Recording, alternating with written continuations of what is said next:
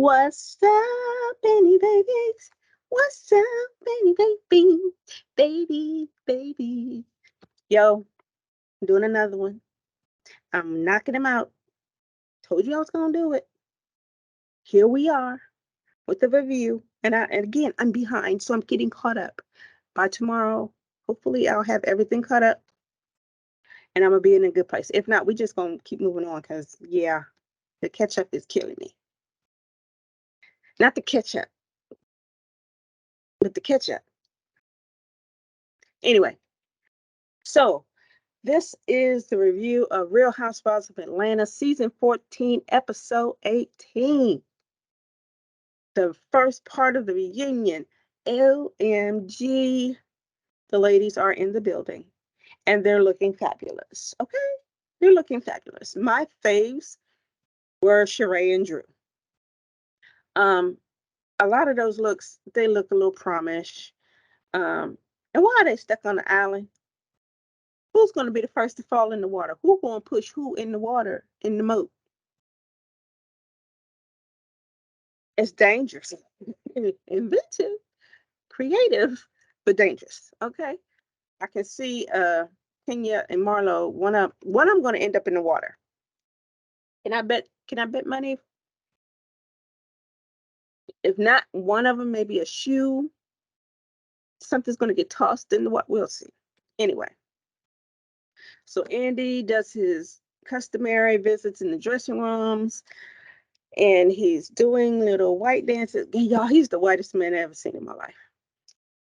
We kind of love us some Andy Cohen, but geez Louise. Need him to get some color in his aura, in his chakra, in something.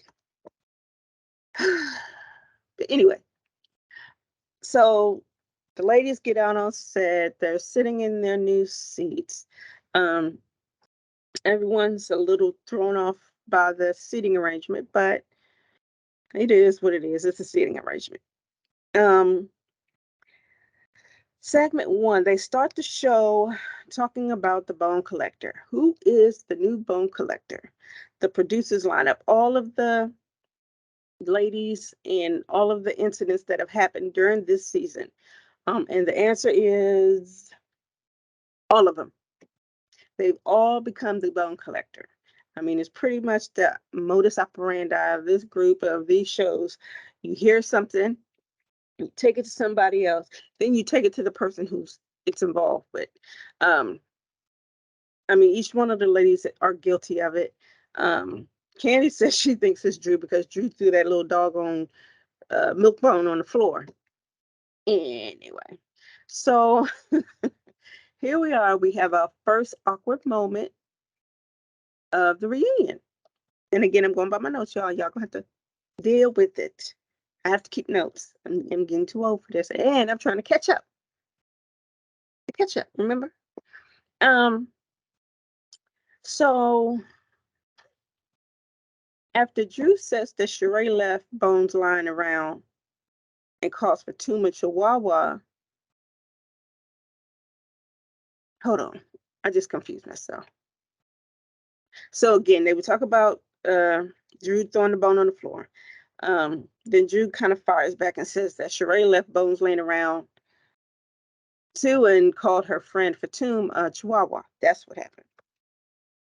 So Sheree fires back and then Drew goes back. And before you know it, it's like sometimes the back and forth is just aggravating. And Andy, you could tell, he was just like, all right, we're moving on to the next topic because we're not going to have y'all just, because I think he was trying to read the next topic and he kept going back and forth. So he was just like, we're not doing this. Moving on. He redirected that energy and that conversation right back on topic. He looked at Drew like, oh, no, man, you won't be over talking me. I better stop.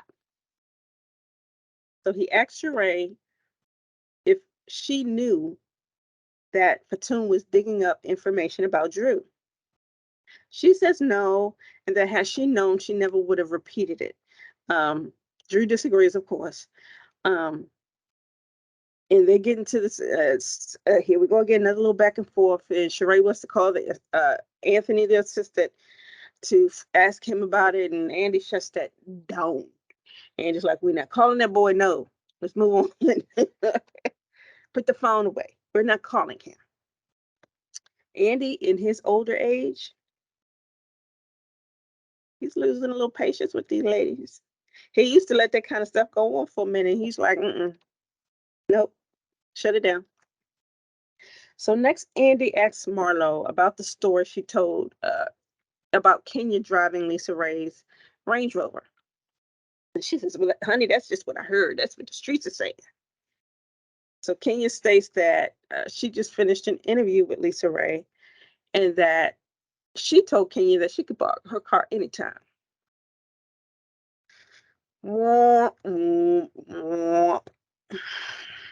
Landing aborted. It didn't land. It fell a little flat. I mean, I get it.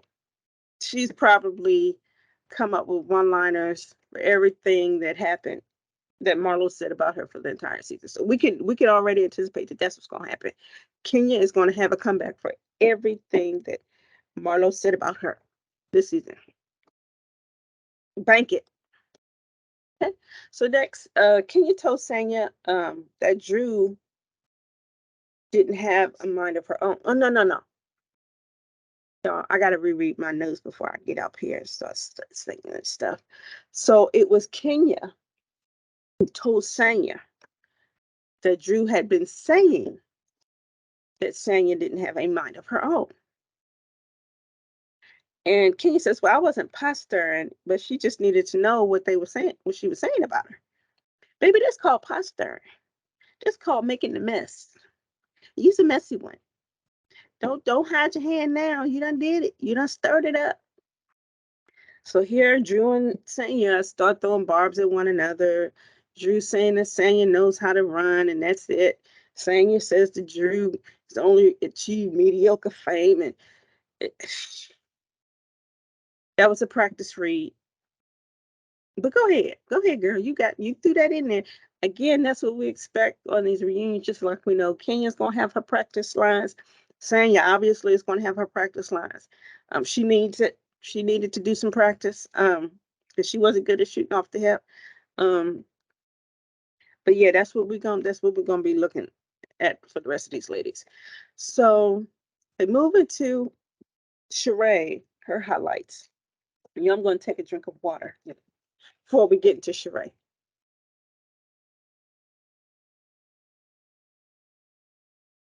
So I get highlights from Sheree's season, ending with the fashion show. Sheree says that her website will be up after the season finale, and that folks will be able to buy fashions. But we all know that wasn't necessarily true. Anyway, so someone asked the question, did Marlo really make Sheree pay for her Fendi during her little party for her? And she says, yeah, she had to pay for her own stuff. And Marlo was like, well, I just know the rep from Fendi. I got the fashions. Yeah, you got to pay for your own fashion, girl.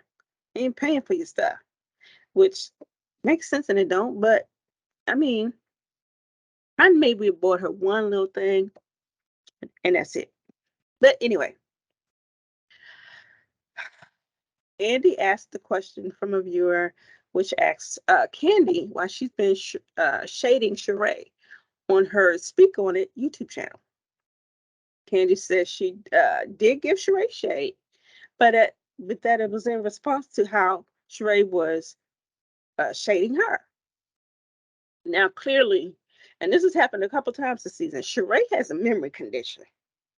This child can't remember squat that she's done.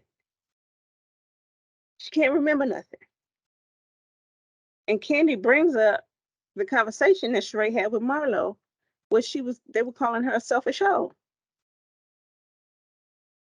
And she's sitting there like, I don't remember that. Did I say I didn't say that? I didn't shade you. Yes, you did. Every time Marlo made a statement, you said, facts. That's true. That was you. And here go the producers. They show shots of both of them shading each other. So yeah, it happened. Moving on. So here in the next scene, we see Sheree shading Drop It with Drew. And my thing is, how do you shade anybody when it took you 14 years? 14 to get your fashions off the ground, and they're still suspect. Shein by Sheree. It's still suspect. Okay. She says her explanation, because I want to say that Andy asked her the same question. How do you shade her for her stuff when it took you so long? And Sheree's answer was that I'm uh, I'm in fashion. I'm about fashion. And fashion takes some time. It can take longer. I can, take my time and find out what I like. Um, but Drew does. I represent fashion, but Drew doesn't represent fitness. Okay, I'm gonna stop right here. You do not represent fashions. You need to stop it. You bought your clothes from Shein and stuck your label on it. The fashion house that you did work with, they refusing to give you the patterns because you don't pay your bills. Stop.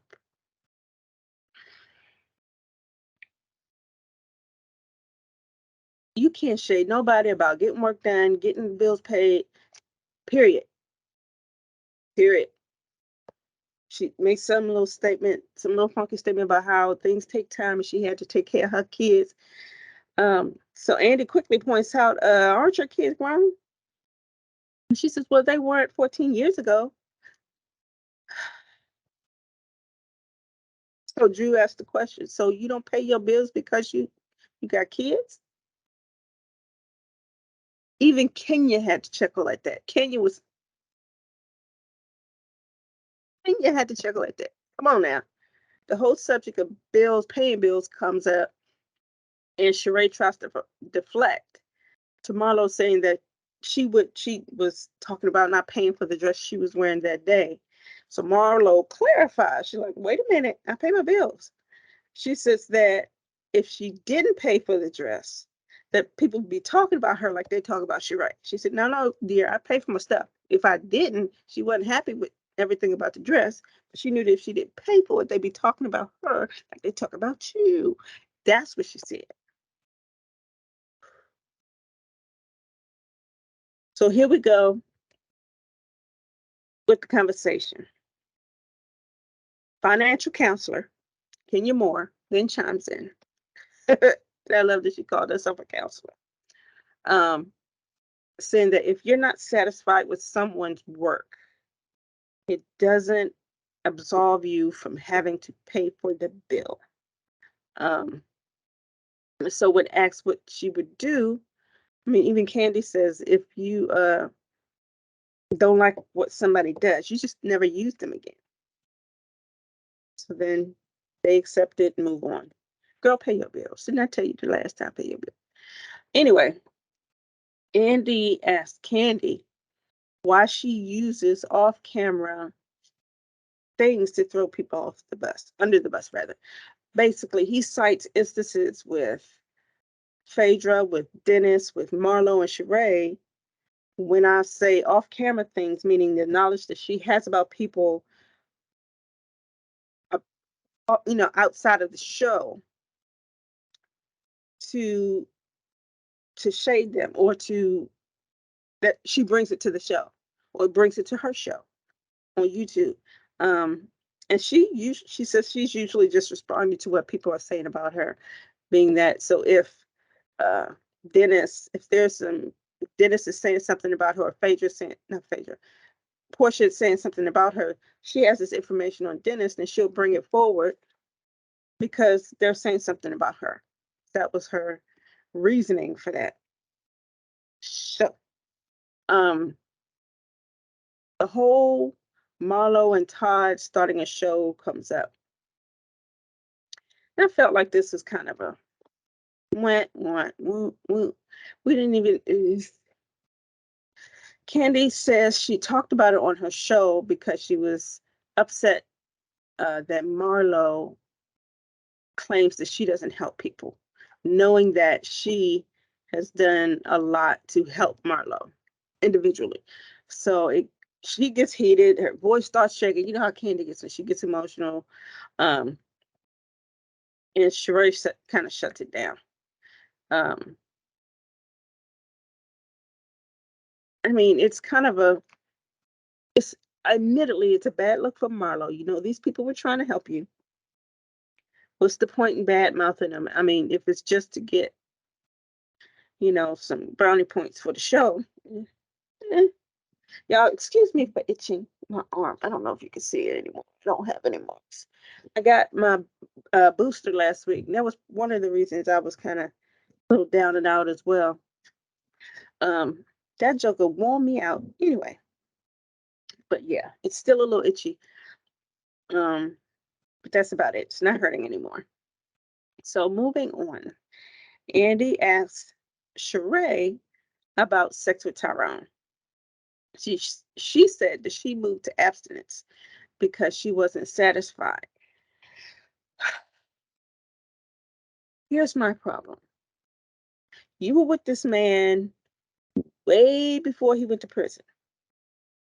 If you weren't satisfied, why'd you stick with him all that time? All that time.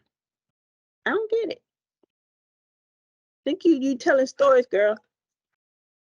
Because you mad at him, you don't like him no more. Some women do that dumb stuff. I don't understand it. She goes on and says he was using her. But it seems like it was mutual, right? She says she's having fun now, dating. She's just having fun. So the question is asked now again, they're kind of speaking in code about this guy she's dating. We know that it's Martell Hope from Love and Marriage Huntsville. And so you can tell that there's concern with some of the ladies asking, why are you dating this man who cheated on his wife and had a baby outside of his marriage? And she begins to give some little him-haw story about she doesn't date anyone because of their looks. Kenya quips, yeah, because we saw Bob. And they flash Bob on and say, yo, that was cold-blooded. Damn. The shade of it all. The shade of it all. But it was funny. Yeah, we know. We know you don't date just because it looks. But she says she's gotten to know him. He's different than how he's portrayed on the show. I say her picker is just off. Sheree's picker is off. Look at the track record. She picks him. It's off. Okay. She needs to get her picker repaired. Pick a new one. Anyway, so they move into Sanya's highlights from the season. And at the end of it, Andy says that he's disappointed that Drew and Sanya stopped being friends. Same here. And wants to know how it changed, what flipped. Drew asked, she was kind of confused about what happened. Sanya says that she had off-camera conversation with Drew about what she said to Kenya. Initially, Sanya said that she didn't like that Drew was confrontational with the ladies. Drew tries to explain her part of it, and Sanya just wouldn't let her give any kind of perspective. She literally just kept over talking her. Sanya's a mess, y'all. It's just too much. Say what you got to say. Let her say what she's going to say. If it's not true, it'll come out in the wash. But frankly, I don't see where you should have a problem with this girl anyway. Her being confrontational with somebody else is that person's problem. Why are you worried about it? Why would you insert yourself in it? And if you feel that, okay, I don't want my friend to act this way, then that's a conversation you have with her and then move on. Oh, and then because she acted like we didn't talk and we actually had a conversation, we actually did talk. Who cares? We don't need that energy. Why don't you give Kenya that energy? Give. I wish you would have gave her that energy when she hung that phone up in your face, when she didn't show up for your event. Come on, it's not that serious. It's not that serious. Moving on to Marlo. We get some highlights from Marlo's season. She starts to talk about her family and her past, and it's very emotional. And she kind of reveals some stuff about her moving through the foster care system, about some of her early problems in her life, the trouble she got into. Um, and it's clear that Kenya she's not with it. She's not having it. She don't want to hear it. But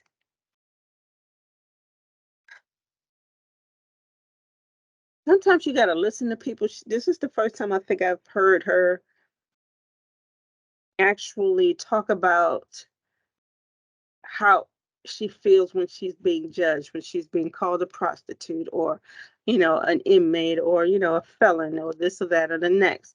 I mean, people have thick skin, but sometimes when you hear these things said about you, it cuts. So she kind of talked about how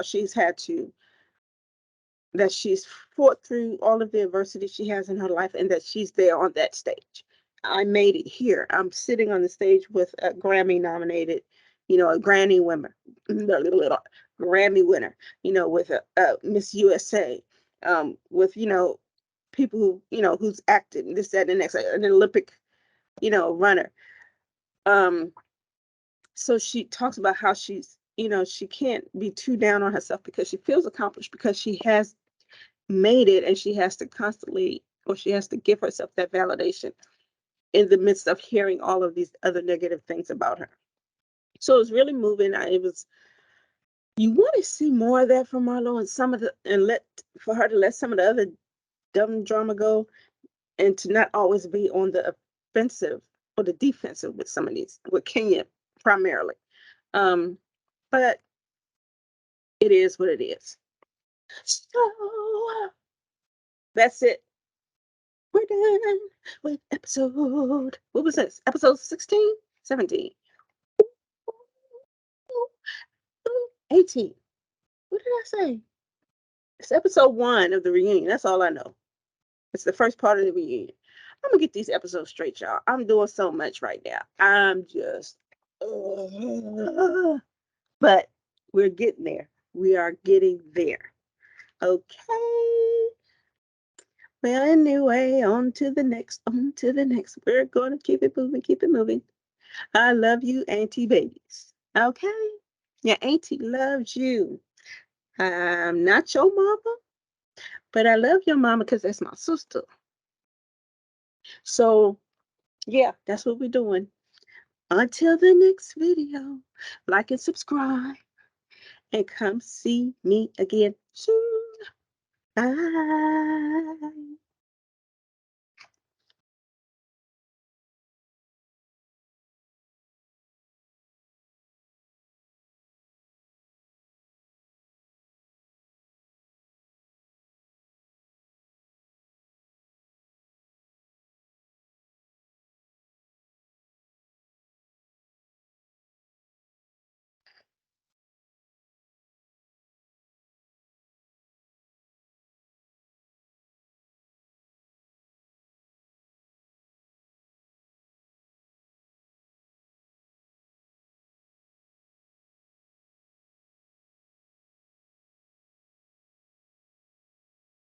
What's up, Vanity Babies? What's up, Vanity Babies? I'm jumping into another review of my girls at Married to Medicine. We are on episode 10, season 9. We are in another episode. Y'all, I'm getting it done. I told you I was gonna do it. So let's get it started. Okay, you know how we do. We get right into it. So this episode 10, opens up with couples dinner number 2. Remember, the first dinner ended in disaster with contestant and Heavily going at it and Dr. Damon getting up and walking out. But this time you have Audra and her husband Martin, Toya and Eugene, and Quad. Hopefully this time will be a whole lot better. Fingers crossed. Because we know that Audra and Toya don't necessarily get along, but we're gonna pray on it. But let's keep it moving. Anyway, as the evening gets started, people coming in, this dinner seems like it's much more productive than the last one. Everyone gets in, sits down to eat, and Toya makes a comment criticizing what Audra's wearing, a t-shirt and some jeans or what have you, saying that you come into someone's house for a dinner, to kind of dress up. Just wondering why Toya's worried about what she's wearing. But in a way, I kind of agree. If you're going to someone's house for a formal dinner while you're filming on TV, make an attempt. You ain't got to break the bank buying new outfits, this, that, and the next, but try to do a little something. You on TV, girl. You know the camera's gonna be there.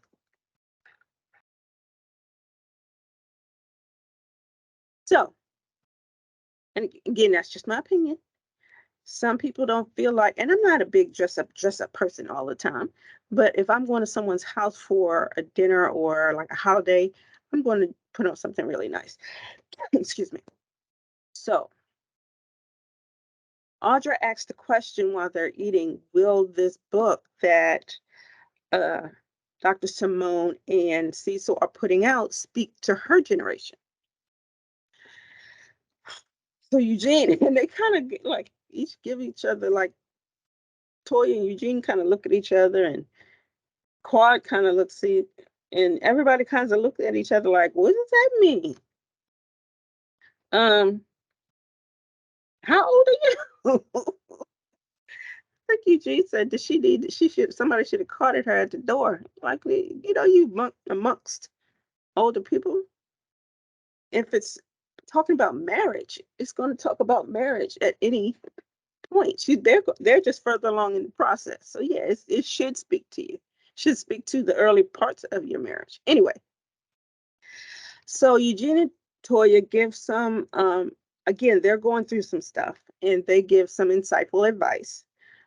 Quad even chimes in what she learned from her marriage experience. I'm learning to like Martin a little more, but I'm still torn on Audra because there still seems to be a lot of animosity towards Toya. And I'm a little over it. It's like you kind of want to just to let the dumb stuff go. She's still talking about Toya calling her a bad lawyer, and everyone is pretty much over it. Why are you bringing this up at a couple's dinner when you're supposed to be speaking about marriage? She and her feelings. Girl, you on TV. We get you don't care about labels. But whatever.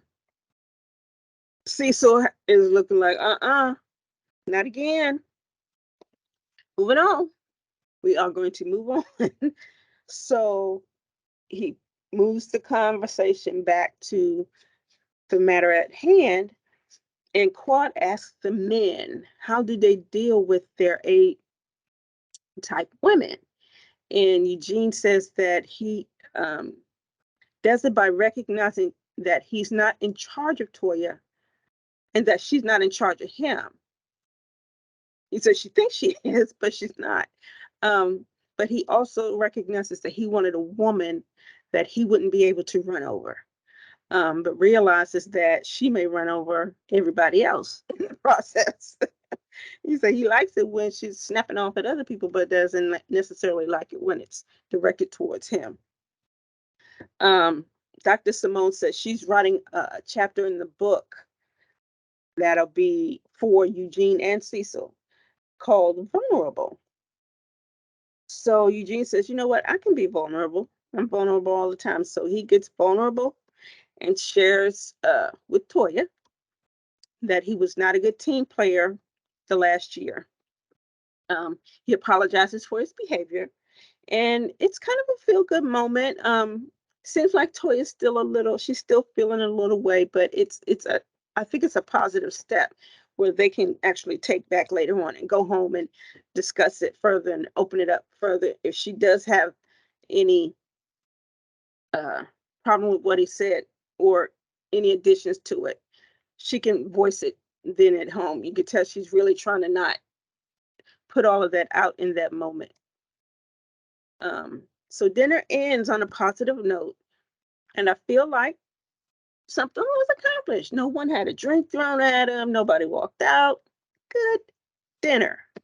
Productive meeting. Okay?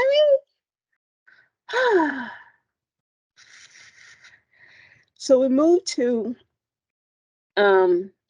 Quad organizing her upcoming party. Shoot, it's kind of, I'm not gonna say it's boring, but it's just like, okay. She reflects on some of the parties she's organized in the past, and she's basically celebrating the fact that she bought a house for herself. Okay. Not new, but okay, we get it. I don't have one yet, so but for me, I like being able to call somebody to come fix something. That's just me, and I'm not in the same tax bracket. So moving on. Anila, we switched to Anila and her family, and they talk about their family Christmas traditions. She attempts to make hot cocoa and doesn't know how. And Karen is looking at her like, you don't know what you're doing. What can you do, lady? You can't make hot cocoa. Boil some water, add it to the pack, and it's the pack mix. It's not like you melting chocolate and nothing. My mother even walks, because she walks in the kitchen and she's trying to heat up milk. And I said, just use some water, heat up some water and throw it in the cup. And yeah. Anyway, they begin making gingerbread houses and reminisce about their Christmas traditions, what they do as a family, being a first generation. Well, that Anila being first generation Indian American. She still feels like it's been a disaster since her mother's moved in. Um, and there's a flashback to a scene we saw last episode where Anila's scolding her mom for leaving out food from the kids' breakfast. And on the counter are the gingerbread houses that they're making right then. So I'm like, how did they do that? Production magic. Okay. We're going to flash back to something that ain't happened yet. Anyway. So they're talking, going over, she's going over how she feels her mom could do more. And as they're talking, whoops, there goes that chocolate. Girl, stop. Learn how to make hot chocolate. That's the easiest thing in the world. Boiling water. Okay, so now we're back at Quad's house. Final arrangements are being made for the party. It's the day of the party. She's getting things set up, preferences, and all that good stuff. They show Toya making a gift basket for Quad's. I guess it's a housewarming gift. She makes a gift basket to help her through her time in her large empty house, is how they put it. Kind of shady, but it's a little funny. So the guests arrive, and everyone seems to be amazed that this Black woman could obtain this nice house and build it all on her own. and do all this. Can we stop? I just want to say, women have been doing it. Black women, women of color, have been doing this for a while. Oh, that's another sport. Anyway, stop it. We do it all the time. So anyway, Anila comes to the party and she's got her entire family with her and her friend Zaina. Well, Heavenly meets them at the door because apparently this is the young lady who's been spreading rumors about Toya. So Heavenly meets them at the door. Hey, y'all don't come up here with that crap. And it's funny that she does that, being that she's the one who starts it later. But anyway, I'm moving ahead of myself. Quad directs everybody to the backyard, and she has a setup for s'mores. And when I tell you Contessa is excited that they have s'mores, she's excited. She's happy. So, gets flashback to Heavenly. Heavenly sits down with Jackie and tells her that Anila has walked in with the young lady who was spreading rumors about Toya. And we already know how this is going to go. We already know how this is going to go. So Quad gets up on the balcony, gets the microphone, gives a speech about why they're there and all of this good stuff. And it's one of those ones where you're sitting back like, another Quad speech. Here we go. I could have gone the rest of my life without hearing another Quad speech. No one cares that you're divorced. Move on. I literally fast forwarded through this part. I'm done. So she finally gets done with the speech. Here comes some break dancers. The husbands are over in the corner attempting to pop and lock it and all that good stuff. Yeah, I can't do it. And it's kind of funny. It's hilarious. Another feel-good moment with the men. And move around to the ladies inside the house. And here we go again with Audra.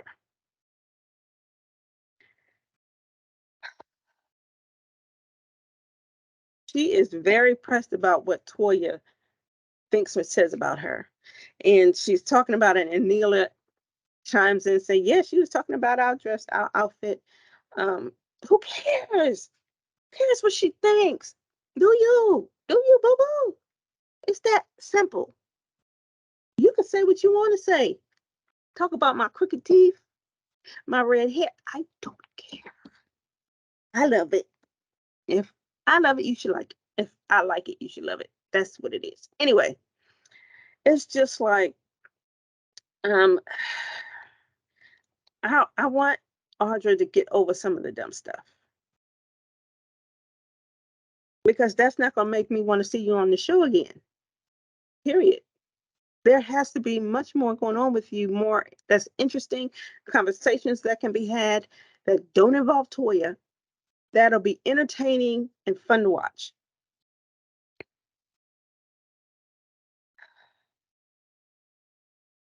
The ladies, again, that told you they assembled inside the house in the living room.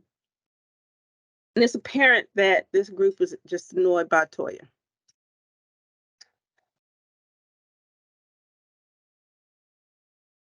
Audra gets up and gives this whole,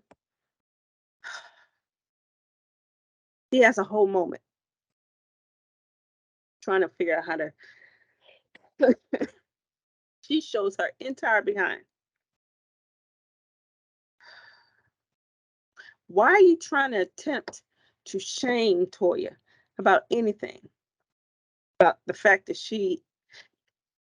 it's unnecessary. She bought her house, but she really in debt. She didn't make $1 million off the house. And I got the calculator, and I'm gonna show how much this. You got this lien, and I looked into the records, and this. I'm so done. Dr. Simone, in her wisdom, sees the mess, and she tries to get Toya and walk out. She's trying to leave, but Heavenly pulls her back in the seat and tells them all to sit back down. Toya asked the most pertinent question of this episode. Why do you care? Why do you care how they're spending their money? Why do you care if they have liens against their house? Why do you care if they got this, that, and this? Why do you care? So Anelia jumps in for whatever reason, she felt like she needed to be in it. And then Toya's friend, Carmethia, basically tells Anelia to stop it. Shut it down. No one's talking to you. Anelia said, well, I wasn't talking to you. She said, well, they're not talking to you. Well, I'm not talking to you, but I'm not talking to you. And then Carmethia gets up out of her seat and she tries to confront him, telling him, don't you do that today. And Quada's just like, y'all, look, I got one rule, no fighting in my house. My new house. New house. We're not fighting in here. This is my house. So eventually people sit back down. And Anelia is going on a little dumb rant. And yes, it's dumb. Talk about how Toya messed up her friendship with people and that she messed up the whole neighborhood relationship. And Toya was it's like, they're not my friends, they're my neighbors. And so old girl Zaya, what's that name? Because you don't want to be my friends no more because you don't want me opening my mouth. And this is where it begins. Told you was coming down to this. Heavily leans in. So what they're talking about, there's a rumor going around that you sleep with somebody in the neighborhood. Of course, Toya goes up. What? Who said I? Who said I was? Did you say I was? Toya blows a gasket. I don't blame her. I probably would have too. But you know how she's gonna react to this. Ooh. I just don't understand why that girl's so bothered by Toya. I really don't. It's hard to understand. So a preview into next week's episode looks like they get into it physically.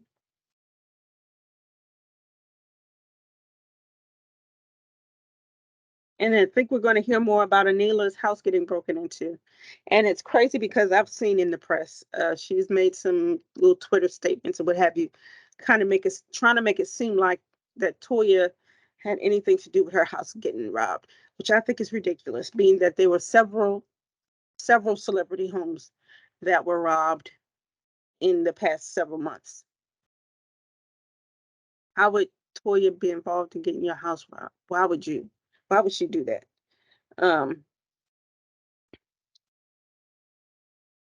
You let everybody know what you have in your house. So, I mean, I don't know. It's probably the same people that broke into Marlo's house, but you never know. Anyway, y'all, so that's it. I'm done. I'm moving on. I've gotten not completely caught up. I have 2 more episodes, one of each of Marriage Medicine and Real Housewives that I have to get caught up on. Then I will be totally caught up. I really wanted to get into some new shows. I started watching The Sandman on Netflix. I really like it, but I was a fan of the audiobook. So I honestly don't want to do a full review of the show, but I want to just do bits and pieces, like to see how the episodes line up with the audiobook and to get feedback from you guys to see what you thought about them. Do you even like the episode? Do you know anything about The Sandman? That kind of stuff. Told you I'm going to be jumping all around the place. I have several interests.